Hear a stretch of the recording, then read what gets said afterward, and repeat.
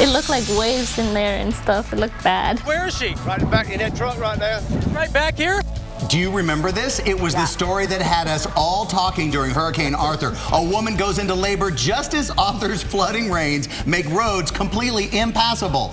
Well, this morning, for the first time, she tells us about that unusual delivery of her fantastic baby boy. Cannot forget that moment on television. It was an incredible story, captured our attention during Hurricane Arthur, and there was a lot going on. A woman goes into labor just as the storm bears down, flooding roads, cutting off access to the nearest hospital. And it took a whole group of first responders and a 5-ton truck to get her out, and our Dave Malkoff witnessed it all. And since then, you've all been asking, whatever happened to her and the baby? Well, we sent Dave back to North Carolina to find out.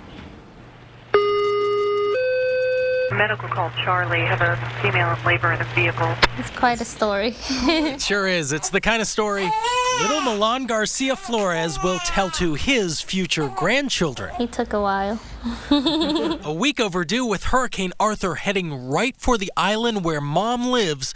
Little Milan decided this no way to get from Nags Head over to Manio would be the perfect time to come into this wild world. On any other day, the bridge to the hospital looks like this for Wendy Garcia. And when we got over there, we were like the first ones in there, and the road was closed. I don't believe Station 5 will be able to respond. It's impassable at this time. Where's the water? Where's the flooding on the road there? It looked like waves in there and stuff. It looked bad. Where is she? Right back in that truck right there. She's right back here? With a 5-ton in case they need to get across. There was that big truck right there. A little too tall for a 4'11" pregnant lady. That's why one first responder took a knee. And I stepped on his back to get in the truck because it was so tall and stuff. Well, there she goes. I was thinking, did my husband get in the truck too, or is it just me by myself in here? She wasn't. Her family was in the back. Wendy rode up front. And an incredible story coming out of Manteo, North Carolina. The doctor comes in and he's like, did you know you're famous? And I'm like, why? The warnings were out, the evacuation orders were out. You have to realize when there's a hurricane,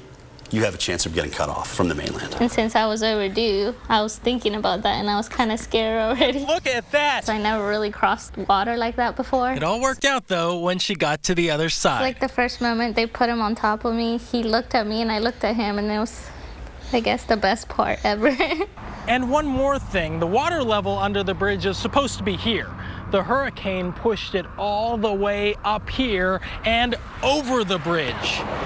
That is one powerful storm surge, and that's one lucky little boy. On the North Carolina Outer Banks, Dave Malkoff, the Weather Channel.